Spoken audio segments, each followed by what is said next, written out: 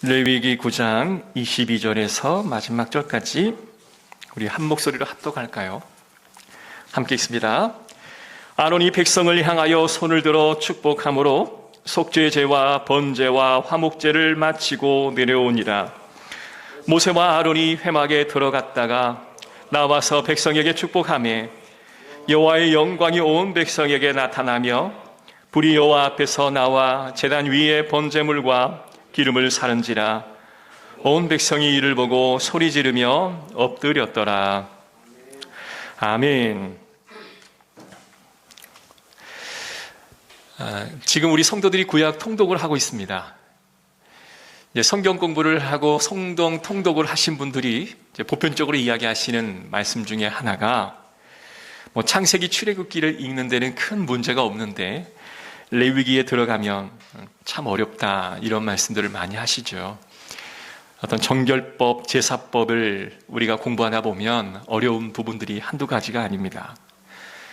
레위기라고 하는 책은 야곱의 12 아들 중에 하나인 레위를 지칭하기도 하고요. 또 그 레위인을 중심으로 성전에서 일하는 사람들을 지칭하여 부를 때 레위 지파다라고 이야기를 하죠. 그래서 그 레위기를 우리가 불러서 사용을 하고 있습니다.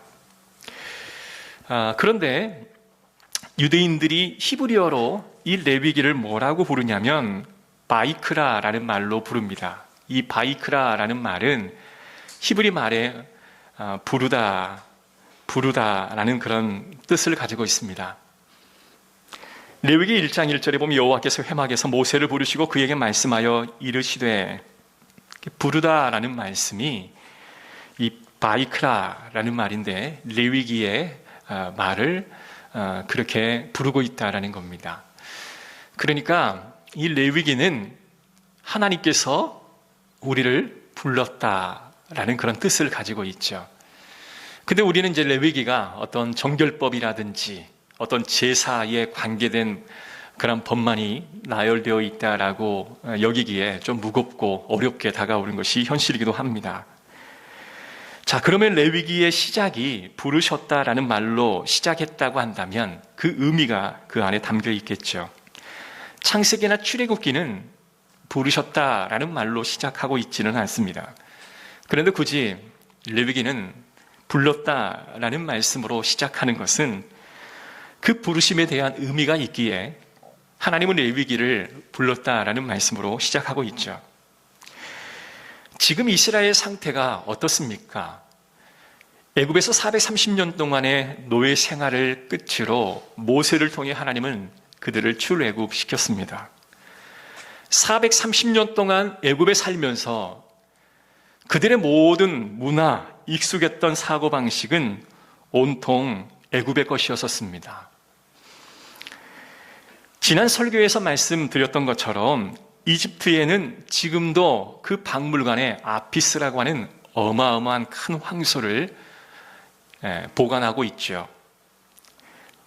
태양신을 숭배하는 그들의 어떤 사상이 금송아지로 형상으로 만들어진 것입니다. 출애굽기 16장 3절에 있는 말씀 보면 그들이 어려워지기만 하면 예전에 그 애굽에서의 생활을 떠올리곤 하였습니다. 이스라엘 자손이 그들에게 이르되, 우리가 애굽 땅에서 고기 가마 곁에 앉아 있던 때에 떡을 배불리 먹던 때에 여호와의 손에 죽었더라면 좋았을 것을 너희가 이 광야로 우리를 인도해 내어 이 온 회중이 줄여죽게 하는도다. 여러분, 노예인 그들이 먹었으면 얼마나 잘 먹었겠습니까? 누렸으면 얼마나 잘 누렸겠습니까? 자신의 상황과 비교해서 항상 떠올리는 것은 애굽의 생활이었습니다. 애굽의 완전한 430년 동안 그 사고방식이 물들여 있었던 것이죠. 애굽에서 천시받고 노예 생활을 했던 것마저도 그들에게는 그리움의 대상이 되었다고 한다면 그들은 이집트의 문화와 이집트의 모든 종교, 어떤 철학, 사상에 물들어 있는 것이 정확합니다. 그래서 하나님은 그들을 불러내서 새로운 생각, 그리고 새로운 말씀, 그리고 새로운 생명을 주시기 위해 그들을 다시금 부르셨다라고 표현을 하고 있는 겁니다. 사실 이 레위기의 말씀 보면 제사법이 굉장히 복잡한데요. 이 제사법을 자세히 살펴보면 애굽에 그들이 신께 드렸던 그 제사와는 전혀 방식이 달랐습니다. 이집트에는 거대한 피라미드가 있죠. 왕권을 상징하는 거대한 건축물이기도 합니다. 반대쪽에 바벨론, 메소포타미아 지역에 지난 우리 성경 공부할 때도 우리가 소개했던 것처럼 어마어마한 큰 건축물 하나가 있는데 그게 지구라트라는 건축물인데요. 이 피라미드와 같은 형식으로 벽돌을 구워서 역청을 발라 아주 높이 쌓아 올린 탑과 같은 건축물입니다. 그런데 그 건축물은 위에는 평평한데 그 평평한 위에 지금은 사라지고 없지만 아주 웅장한 신전이 놓여져 있었다라고 고고학자들은 이야기를 합니다.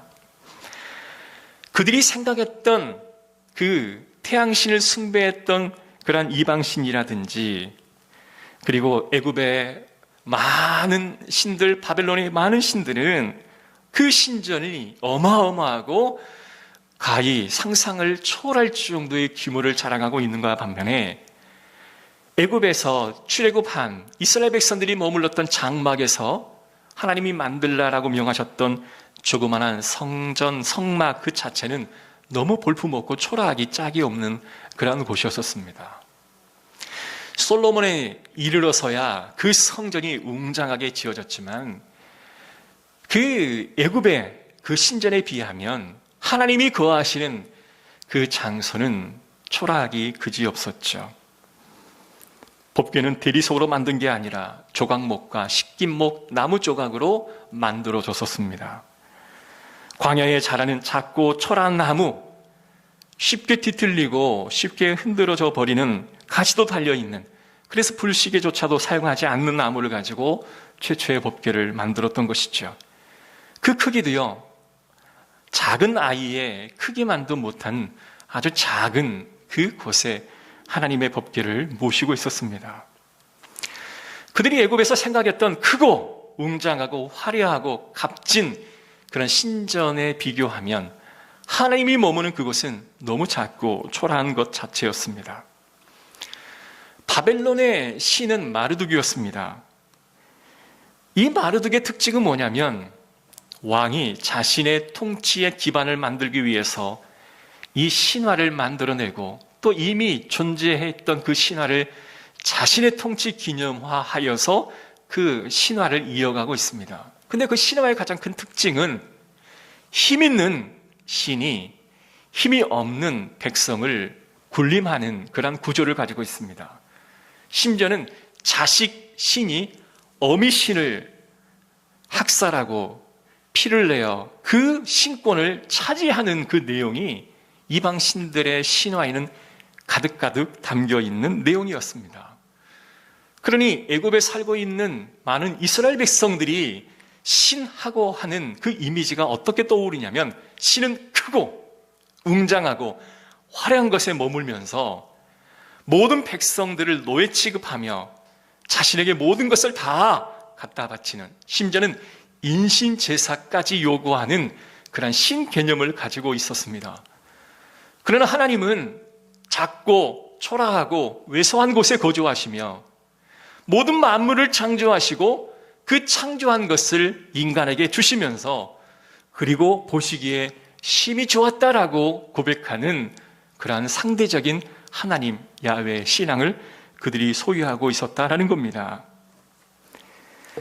왜 하나님은 이토록 이방신과는 달리 자신의 모든 것을 다 내어주면서 한 가지 얻기를 원하시는 그것이 과연 무엇일까? 그것은 바로 백성들의 마음이었습니다. 실제로 출애굽기를 보면 하나님이 어느 정도로 초라하게 강대국의 신과 초라하게 비교되냐면 출애굽기 13장 21절에 있는 말씀 보면 이런 내용이 나옵니다. 여호와께서 그들 앞에서 가시며 낮에는 구름 기둥으로 그들의 길을 인도하시고 밤에는 불 기둥으로 그들에게 비추사 낮이나 밤이나 진행하게 하시니. 여러분 별 다른 게 없을 것 같다라고 보이지만 여호와께서 그들 앞에 가시며, 이 가신다라는 말이 히브리어 할라크라는 동사인데 이 말은 걷다라는 뜻을 가지고 있습니다. 그 해석에 보면 하나님은 광야에서 그들의 백성과 함께 걸으신다라는 내용을 가지고 있어요. 여러분, 애굽의 신은 그렇지 않습니다. 가장 높은 곳에서, 화려한 곳에서 백성을 통치하고 군림하여 그 군림하는 자로 하여금 자신이 무엇인가를 얻는 그 위치가 아닌 인간 자리에 내려와서 그들과 함께 동행하고 그들과 함께 걸으시는 그 하나님의 모습을 비교하며 우리에게 보여주고 있는 것입니다. 그리고 오직 한 가지 원하는 것은 너희들의 마음이다 라고 이야기합니다. 너희 마음만을 가져와라. 내가 너에게 새 마음을 부어주리라. 이것을 구체적으로 알려주는 것이 뭐냐면 제물이라고 하는 단어인데요. 하나님께서 제물이라고 하는 단어를 쓰는 이 단어의 뜻은 뭐냐면 히브리 말로 코르반이라는 뜻입니다. 이 코르반이라는 그 말의 어원이 되는 것이 케렙이라고 하는 단어에서 이 코르반이 이제 파생되어 나왔는데요. 이 케렙이라는 말은 사람의 심장, 사람의 내장, 사람의 이 속의 것들을 주님 앞에 드린다라는 표현을 쓸 때 케렙이라는 단어를 써요. 하나님이 원하셨던 것은 뭐냐면 이방신들이 바쳐드리는 화려하고 웅장한 그런 제물이 아니라 너의 마음을 받으시겠다라고 하는 그 말씀이 담겨 있는 것이 바로 케렙이고 바로 코르반이라는 그런 뜻을 가지고 있는 것입니다. 위대한 신전의 높은 분이 아니라 초라하게 낮은 곳에 거하시면서도 우리와 함께 동행하여 주시는 그 하나님께서 우리에게 원하시는 것은 바로 전심을 다하여 너의 마음을 내게 줄 것을 요구하고 계시는 것입니다. 이게 바로 제사의 본질입니다. 그래서 레위기 11장 44절 45절의 말씀 보면 나는 여호와 하나님 너희의 하나님이라 내가 거룩하니 너희 몸을 구별하여 거룩하게 하고 땅에서는 길 짐승으로 말미암아 스스로 더럽히지 말라. 나는 너희 하나님이 되려고 너희를 애굽 땅에서 인도하여 낸 여호와라. 내가 거룩하니 너희도 거룩할지니라. 여러분, 세상에서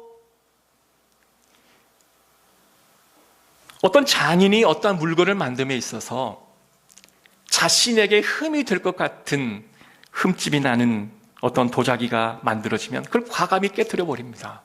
왜요? 그 하나가 있음으로 인해서 장인의 명예에 큰 누가 되기에 만들어지자마자 그것을 깨트려서 없애버리는 것이 이 장인의 정신입니다.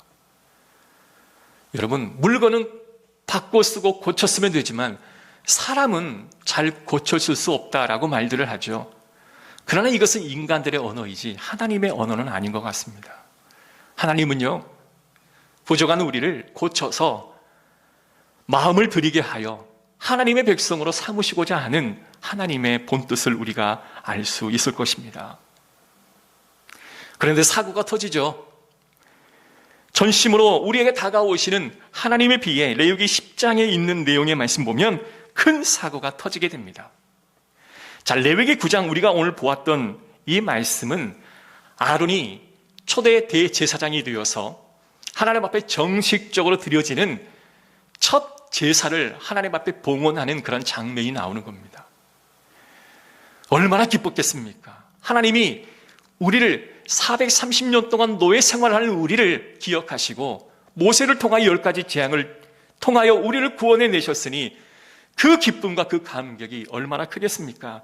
그러니 그 제물을 드리는 그 제사에 나의 모든 것을 다 쏟아부어도 아깝지 않을 만큼의 감격을 누리고 있지 않았겠습니까?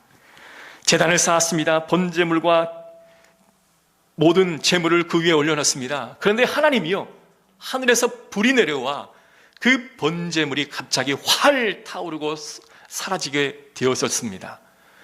이 광경을 보았던 많은 이스라엘 백성들이 허리를 굽히며 그 만물의 창조주이신 하나님을 높이 찬양하였습니다. 여러분, 얼마나 감격스러웠을까요?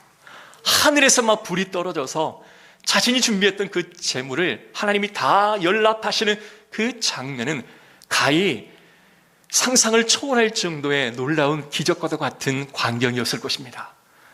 아마 입을 다물지 못할 충격적인 사건과 하나님의 현현과 임재를 정확히 체험했던 그 순간이었을 것입니다. 그런데요, 놀랍게도 아론의 두 아들이었던 나답과 아비후가 그만 죽임을 당하고 말았습니다. 놀랍지 않습니까? 하나님을 찬양하는 백성들에게 임했던 그 불이 어때요? 모든 제단에 제물을 다 태워드리는 기적을 체험했던데, 그 이후에 주님 앞에 제단을 쌓는 그 순간에 갑자기 또 다른 불이 내려와서 그들을 불살라 죽게 만들었다는 사실. 여러분, 이 사실은 굉장히 충격적인 사실로 다가오는 겁니다. 성경은 이것을 뭐라고 평가를 하고 있냐면, 오늘 10장 1절에 있는 말씀을 보십시오. 아론의 아들 나답과 아비후가 각기 향로를 가져다가 여호와께서 명령하시지 아니하신 다른 불을 담아 여호와 앞에 분향하였더니, 나답과 아비후가 죽임을 당한 그 원인을 지금 다른 불을 사용하였다라고 이야기합니다. 그 다른 불은 과연 무엇일까요? 하나님은, 많은 성경학자들이 이렇게 이야기합니다. 처음에 하나님께서 내려주신 그 불을 그들은 유지하고 보존해야 될 책임이 있었는데, 그들이 게을러 그것을 보존하지 못하고 다른 불을 가져다가 하나님께 제물을 올려드릴 때에는 하나님이 그 상황을 받지 않으셨다라고 이야기합니다. 자, 이와 비슷한 이야기가 사도행전 5장에도 똑같이 나옵니다. 아나니아와 삽비라 부부가 등장하는데, 레위기에서는 하늘에서 불이 떨어져 번제물을 불살랐다고 한다면, 이 사도행전 5장에는요 하나님의 성령의 불이 이 마가 다락방에 모여있는 성도들에게 임하여서 그들의 마음을 활활 타오르게 하였습니다. 그 불이 떨어지는 그 현장에서는 온통 모든 사람들이 성령의 능력을 체험하고 모든 교인들이 하나님 앞에서 엎드리니 그 위대하심에 그들은 눈을 들지 못할 정도로 하나님의 능력을 경험하였다라고 이야기합니다. 이스라엘 백성들이 얼마나 감격했든지 아나니아와 삽비라 외에도 수없이 많은 성도들이 자신의 재물을 팔아서 가난한 사람들과 그 교회의 사람들에게 나누어 주는 그러한 일들이 밀물듯이 번지기 시작하였습니다. 그런데 이때에 아나니아와 삽비라가 자신의 재물을 팔고 그것을 온전히 주님 앞에 드리려다가 또 다른 마음이 생겨나게 되었습니다. 그래서 팔았던 것을 절반만 하나님 앞에 드리게 됩니다. 베드로가 이르되, 아나니아야, 어찌하여 네 마음에 사단이 가득하여 내가 성령을 속이고 땅값에 얼마를 감추었느냐? 땅이 그대로 있을 때에는 내 땅이 아니며 판 후에도 내 마음대로 할 수가 없더냐? 어찌하여 이 일을 내 마음에 두었느냐?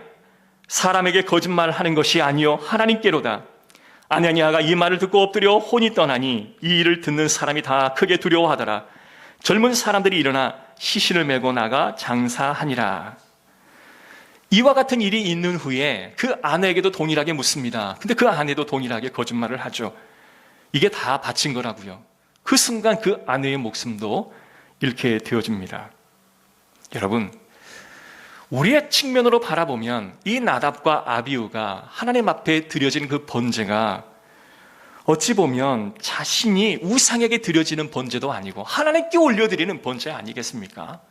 이 정도 되면 하나님이 받아주셔야 되지 않겠습니까? 아나니아와 삽비라가 하나님의 성령의 은혜에 감격하여 자신의 재물을 다 팔아 그 중에 절반이라도 드리는 것이 얼마나 가치 있는 일입니까? 그런데 왜 하나님은 다 드리지 않았다고 하여서 그들을 죽이셨을까요? 칼빈이 이렇게 말합니다. 하나님이 아론의 아들들을 처벌하지 않고 넘어갔다면 그들은 이후에도 부주의하게 율법 전체를 등한시했을 것이다. 이것이 엄격한 처벌의 이유였다. 칼빈은 신학자 중에 굉장히 강경적인 입장을 고수하는 신학자 중에 한 분입니다.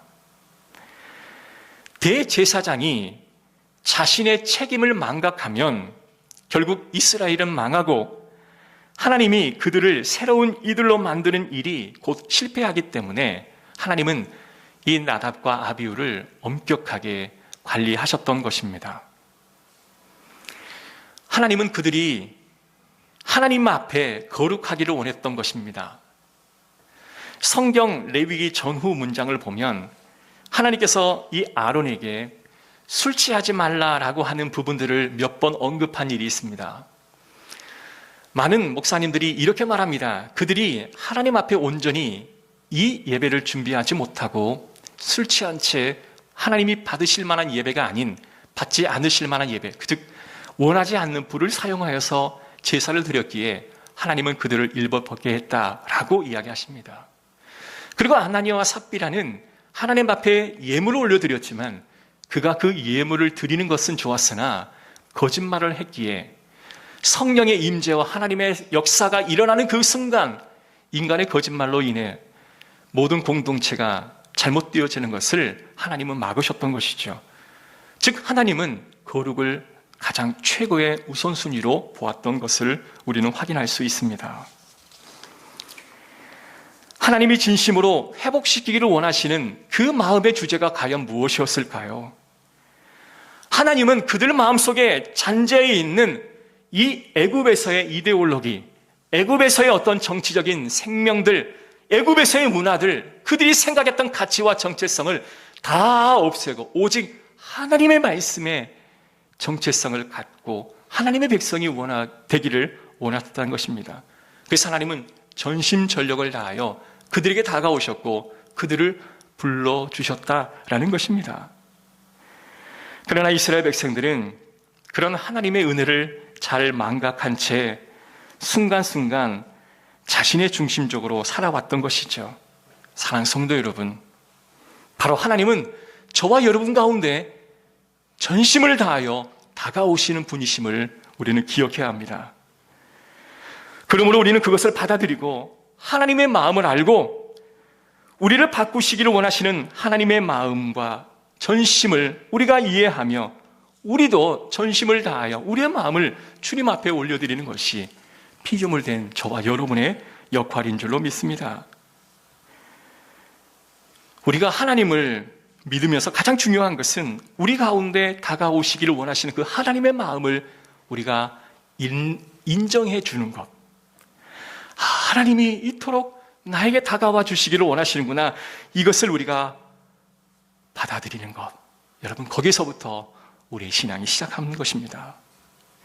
하나님은 우리에게 모든 것을 다 주셨습니다. 진심으로 이스라엘 백성들에게 다 주셨습니다. 광야에서 함께 걸어주셨고 우리에게 그 아들을 허락해 주셨던 것입니다. 그 내어주신 그 상대방이었던 이스라엘과 우리의 모습은 그렇게 근사한 모습은 아니었습니다. 이스라엘은 노예였습니다. 찌질한 삶을 살아왔죠. 우리 역시 연약합니다. 그럼에도 불구하고 우리에게 다가오시는 하나님의 은혜를 우리는 기억해야 합니다. 우리가 하나님의 손길과 능력을 경험하지 못하는 과연 무엇일까요? 전심으로 다가오는 하나님께 내 마음을 드리는 것을 우리는 실패하기 때문에 그렇습니다. 유진 피터슨이 이렇게 말합니다. 그리스도의 복음을 우리가 백화점에서 쇼핑하듯이 선택하는 것이 아니다. 복음은 선포되어지시는 하나님의 음성을 내가 취사선택에 듣는 게 아니라 그 음성을 그대로 받아들이는 것이다 라고 이야기를 하는 것이죠. 여러분, 한마디로 신앙은 진지한 것입니다. 하나님은 진심으로 우리에게 다가오시기 때문에 우리도 진실함으로 진심으로 주님 앞에 다가가기를 하나님은 요구하고 계시는 것이죠. 역대하 16장 9절에 여호와의 눈은 온 땅을 두루 감찰하사 진심으로 자기에게 향하는 자들을 위하여 능력을 베푸시나니. 여기에 하나님은 우리에게 능력을 베풀어 주시는데요, 어떠한 사람에게 능력을 베풀어 주십니까? 전심으로 자기를 향하는 자에게 능력을 베푸신다라고 말씀하여 주셨습니다. 어느 목사님께서 썼던 간증문을 읽어본 적이 있습니다. 이분은 단기 선교를 떠났어요. 여러 청년들과 함께 훈련하여서 중동의 레바논으로 단기 선교를 떠났습니다. 중동의 레바논 그 지역은 무슬림 지역이죠. 여러분, 무슬림 지역이 어떠한 지역인지를 우리는 잘 알고 있습니다. 그런데 오히려 이스라엘 백성들보다 이 무슬림 지역의 사람들이 이방인을 대하는 자세가 훨씬 열려 있습니다. 그래서 한국에서 단기 선교팀이 갔을 때 이 무슬림 지역의 한 가정이 이 단기 선교팀을 받아들였습니다. 그리고 극진한 식사를 대접을 했던 거죠.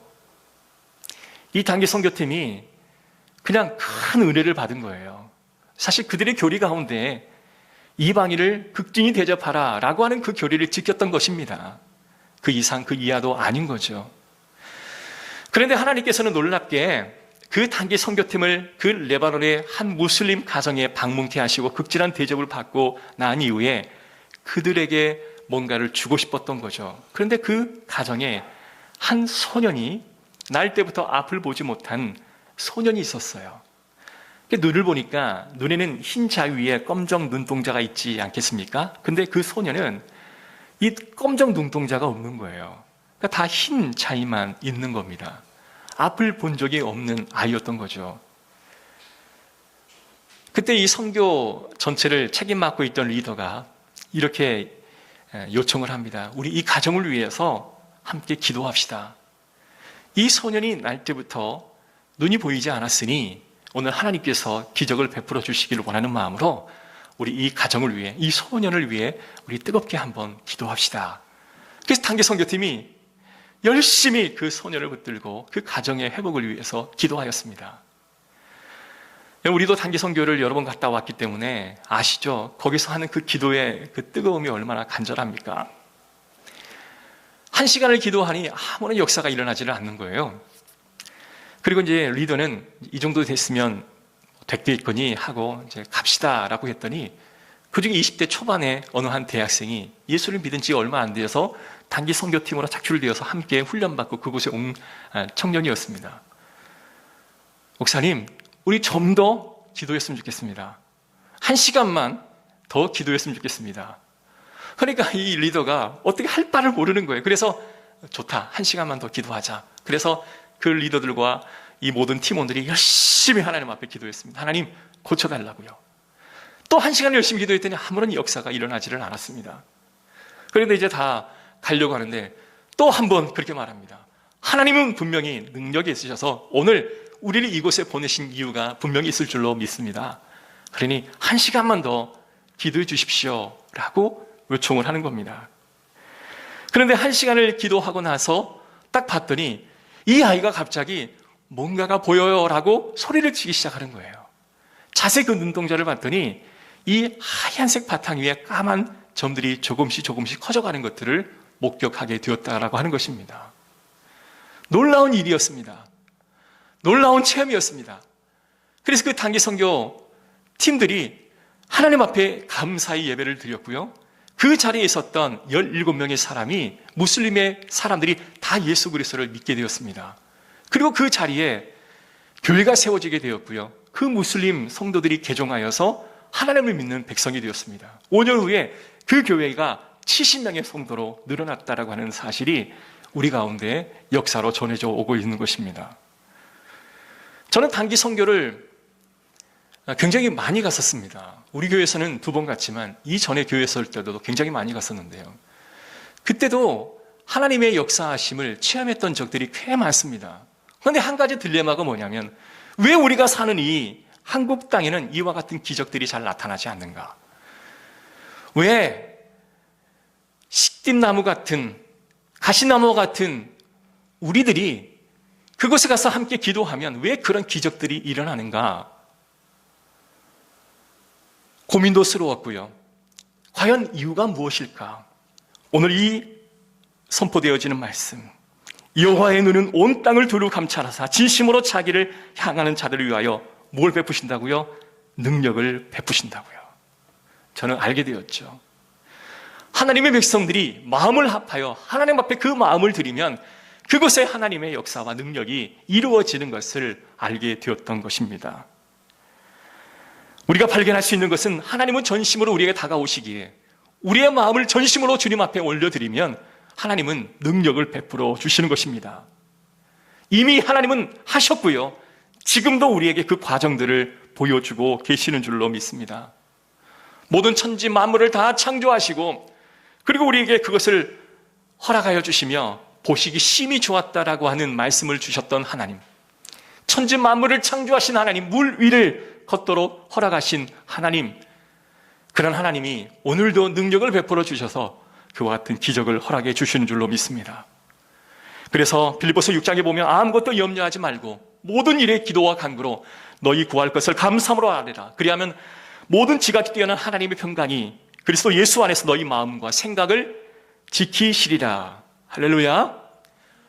저와 여러분의 마음속에 있는 모든 이루어지지 않을 것 같은 일들이 내 마음을 전심을 다하여 주님 앞에 올려드리면 하나님은 기적을 베풀어 주시는 줄로 믿으시기를 주의 이름으로 축복합니다. 성경은 하나님의 능력이 없는 게 아니라 하나님께서 돕는 손이 짧아서가 아니라 우리의 마음을 전심으로 담아내지 못하기에 우리가 기적을 경험할 수 없다라고 이야기하는 것입니다. 코로나 상황이 되어서 우리에게 당면한 문제는 경제적인 문제입니다. 건강적인 문제입니다. 그러나 진심으로 드려지는 것을 잃어버리는 우리의 마음이 더 큰 문제입니다.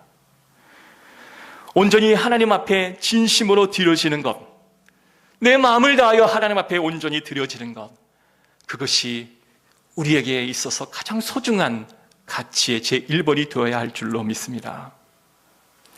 어느 선교사님의 또한 간증인데요, 그 선교사님은 어릴 때 나는 망한 술집의 아들로 태어났습니다 라고 고백합니다. 교회도 다녀보지 못했고 예수 그리스도를 알지도 못했고 육체의 향락과 마음껏 탐닉한 그 아버지는 술에 찌들어 살았습니다. 그리고 술값으로 모든 걸 탕진하고 처자식을 비참하게 남겨두고 돌아가셨습니다.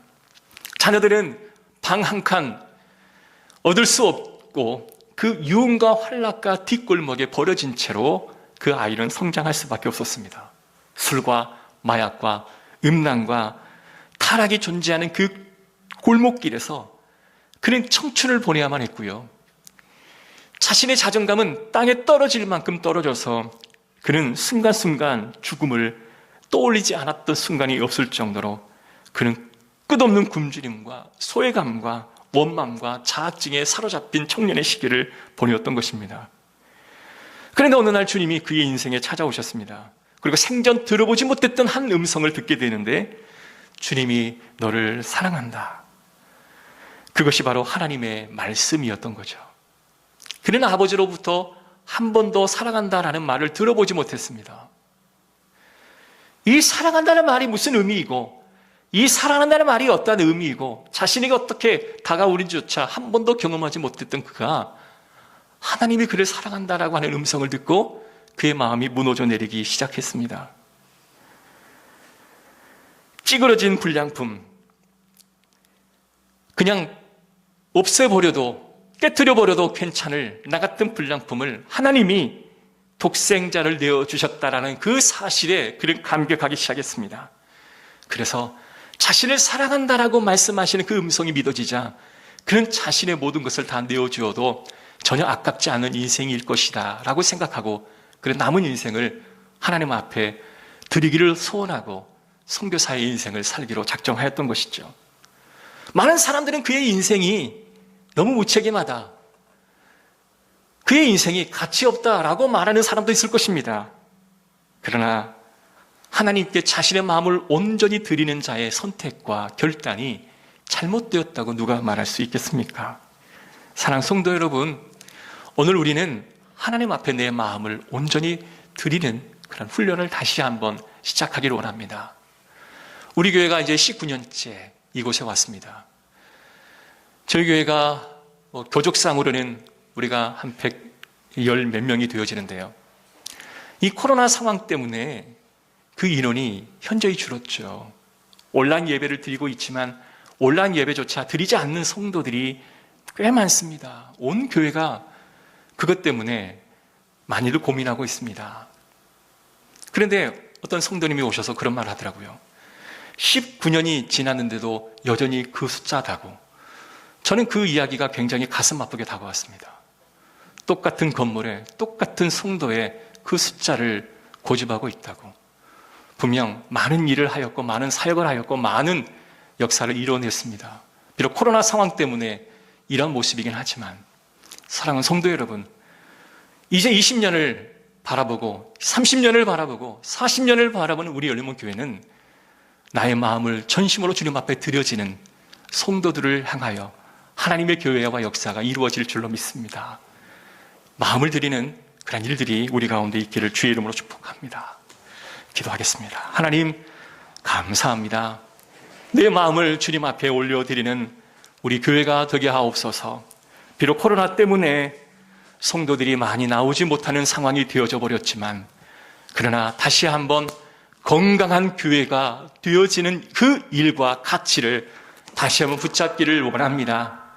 몸부림치고 애쓰고 수고하고 있지만 하나님께서 다시 한번 우리를 결집시켜 주셔서 건강한 교회로, 하나님께 내 마음을 드리는 교회로 우리를 세워 주시옵소서. 우리 모든 성도들을 붙잡아 주시옵소서. 그하여 한 사람 한 사람의 마음을 격려하고 응원하고 지지하여서 우리 모든 100여 명의 우리 성도들이 한 마음을 우리가 가지고 지금 코로나로 인하여 나오지 못한 성도들에게 찾아가고 또한 연락하고 그들을 위해 중보하여 기도함으로 다시 한번 부흥의 역사를 이뤄낼 수 있도록 인도하여 주시옵소서. 지금까지 우리 교회를 지켜주신 하나님께 감사합니다. 하나님, 그분들을 통하여 교회가 기초가 쌓였던 것처럼 이제는 그 위에 하나님의 건물을 지어갈 수 있도록 인도하여 주시옵소서. 주 예수 그리스도의 이름으로 기도드립니다. 아멘. 우리 찬송 323장 부름받아 나서니 몸 찬양하겠습니다.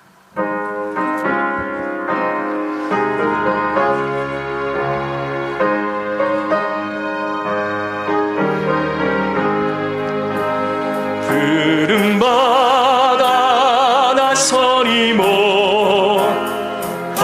어디든지 가오리다. 괴로우나 즐거우나 주만 따라가오리니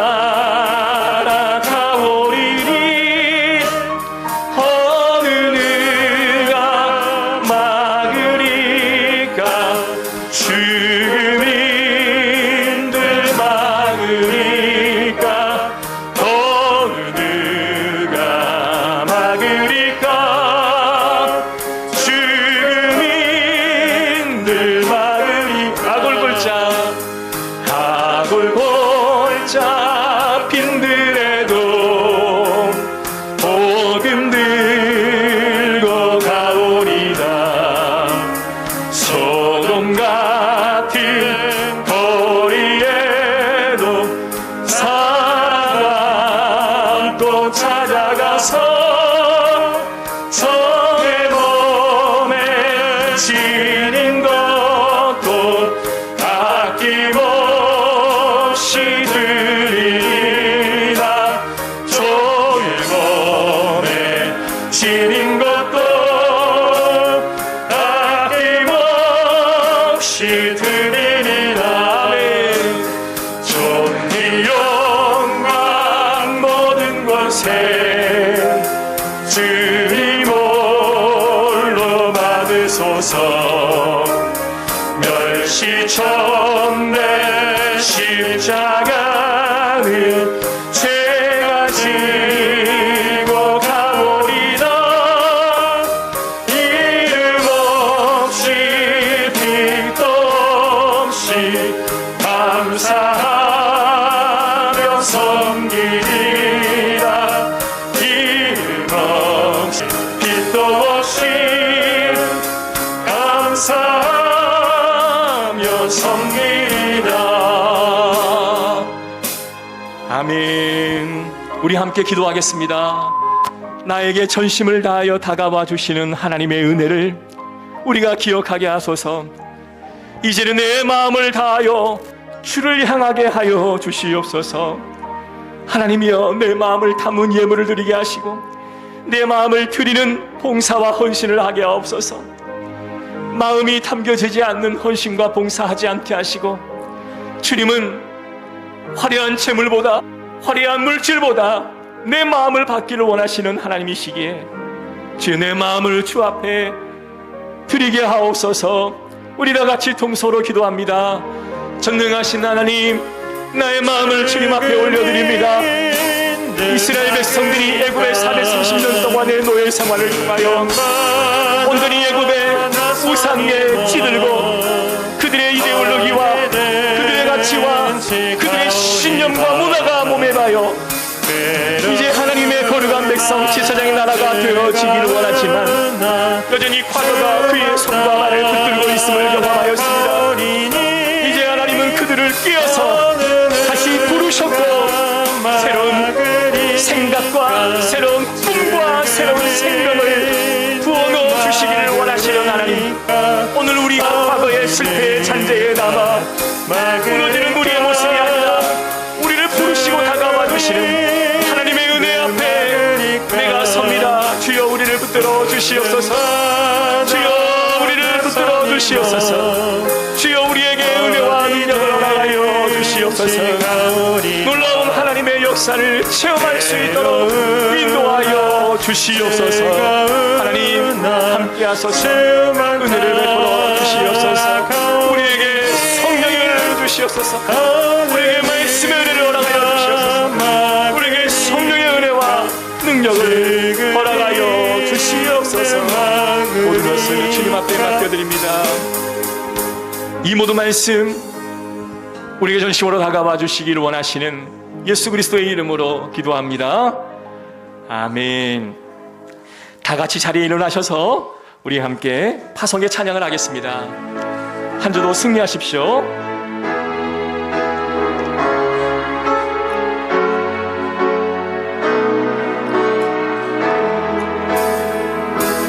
너는 시냇가에 심은 나무라 심은 나무라. 할렐루야. 하나님의 사랑 안에 믿음뿐이 내리고 주의 뜻대로 주의 뜻대로 항상 사세요. 지금은 우리 주 예수 그리스도의 은혜와 하나님의 크신 사랑과 성령님의 감화교통 인도하심의 은혜가 전심으로 다가와 주시는 하나님께 나의 마음을 다하여 사랑합니다 고백하기 원하는 우리 모든 성도들과 가정에서 예배드리는 성도들 머리 위에 지금으로부터 영원토록 함께 있을지어다. 아멘.